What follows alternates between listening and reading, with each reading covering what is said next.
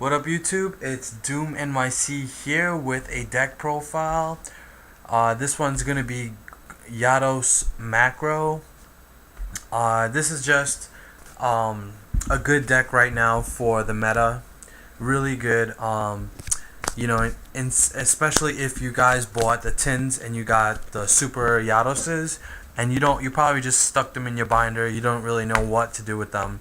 Well, I'm going to give you guys a deck right now that's very, very fun and very competitive. So, first off, we're going to start off with 3 Eatos. 2500 beat stick can be special summoned as long as you don't have any monsters in the grave. So, obviously, we're going to try to prevent ourselves from putting anything in the graveyard. Next up, we've got triple Caius. Best Monarch in the game, what can I say? It's just really good. So 3 of those, 3 rises. Everyone's worst nightmare.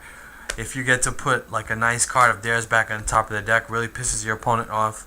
It's really great. So 3 of these. 1 Banisher. Great for those pesky Sangins. Destroy them, remove them from play. Card Troopers, worst nightmare. Yeah, this guy is really good. Double Cyber Valley. This is going to be your main draw engine for the deck. So you're going to be removing your monsters from play and getting them back at the end phase. So this is going to be very good. We played 2 DD Survivors, 1800 attack. So you got a beat stick that's going to constantly come back. They can't bottomless sit or deprison it because it will come back at the end phase. So they'll just be wasting cards. And then if we have like macro defissure up and a solemn warning this, it'll get removed from play. It won't come back though. So guys, you have to know it has to leave the field. So if they warning this, it doesn't count. And finally, we got 2 DD Scout Planes, and this is going to be the main card that you tribute for your Cyber Valleys and your Monarchs. It's better than Survivor for tributing because it's much easier. It's much easier to access as opposed to Survivor. I can get this really, really fast depending on what I draw. So that's the monster count, 16 monsters. Let's go on to the spells. We run triple pot of duality. Because we only run 16 monsters, it's very important that pot of duality is in this deck because we need to search and get our Scout Pains and our Survivors, the engine running as quickly as possible. So that's really good. Triple defissure. Obvious, we're playing remove from play, so if you want to banish everything, you gotta play 3 of these. It's just very, very key. Double gold Sark, and this is how we're gonna get our Scout Planes as quickly as possible. So you're gonna want to play Sark, remove your Scout Plane, and at the end phase it's gonna be special summoned, so you get it right away.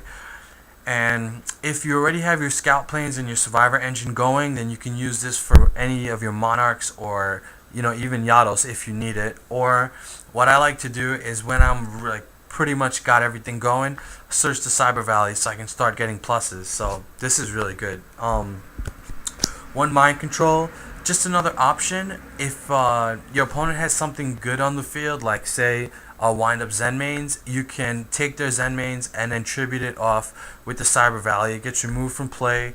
It's really nice. So play this while you can play it, guys. We got the 1 Dark Hole, and we got double MST, and there's no Heavy Storm and no Monster Reborn in this deck because obviously if we're playing remove from play, Monster Reborn is no good. The great part about that is your opponent's probably got Monster Reborn, so they have 1 dead card in their deck. The reason why we don't play Heavy Storm is because we're playing face up cards that stay on the field. So we don't want Heavy Storm in our deck because then if we play it, we might have to destroy one of our defissures or macros. So we don't want to do that. So double space is just going to have to work. Now for the traps, we got double Macro Cosmos, and I like 2 over 1 because honestly, this deck does play very badly if you don't have defissure or macro on the field, or at least banisher. You need to have that cycle of remove the Scout Plane from play, summon Caius. Scout Plane comes back next turn, remove Scout Plane from play, summon Riser. If you don't have that engine going, you're probably going to lose. You need to have Cosmos or Fissure on the field at all times. Next up, and by the way guys, in case you don't know for Macrocosmos, but you should, This card can be negated by Solemn Warning because it actually has an effect to summon Helios from your deck. So even though nobody plays Helios, because it has an effect to summon him, this can be negated by Solemn Warning. So just be wary of that. Okay. We got 2 Deep Prisons, just standard removal. Mirror Force, feels great to put this in a deck again. It's been ages since I've been able to play this, so this is pretty cool. 1 Torrential, Double Warning, 1 Solemn Judgment, Trap Dust Shoot, and you have your negation, Starlight Road and Dark Bribe. Now, Starlight Road is pretty obvious. You want to protect your back rows from Heavy Storm and your monsters from Dark Hole, but now Dark Bribe is the question mark. You guys are probably wondering, well, why play Dark Bribe?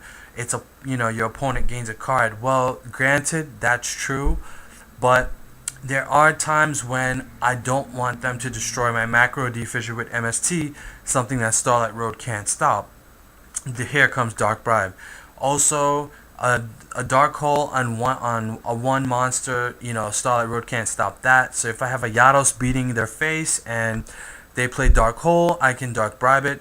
I can Dark Bribe pretty much any spell or trap that is not a counter trap, and you can still even do that too. So Dark Bribe gets the nod. Another thing is, a lot of people might say, well, instead of Dark Bribe, why not play Fake Trap? Fake Trap is great. I love that card. In fact, I think that's one of the most underrated cards this format. And I wouldn't be surprised at the next YCS if you see people playing Fake Trap, because it's that good against back rows. It works against MSTs and Heavy Storms, so it's awesome. But just for the negation of the extra spells and traps that those things can't stop, I just gave it to Dark Bribe. So maybe in the future I may place Fake Trap, but for now, Dark Bribe gets the nod in my opinion. Now we're going to go into the side deck. Side deck, we've got Chimera Tech, we've got double Cyber Dragon, double Jinzo. I really like this. You're going to, obviously, if you're going to put in Jinzo, you can minus some of your traps. You don't have to minus all of them, but you can minus some of them and put this in, especially if you're playing a trap heavy deck. This can definitely come in handy. 2 Vanity's Fiends.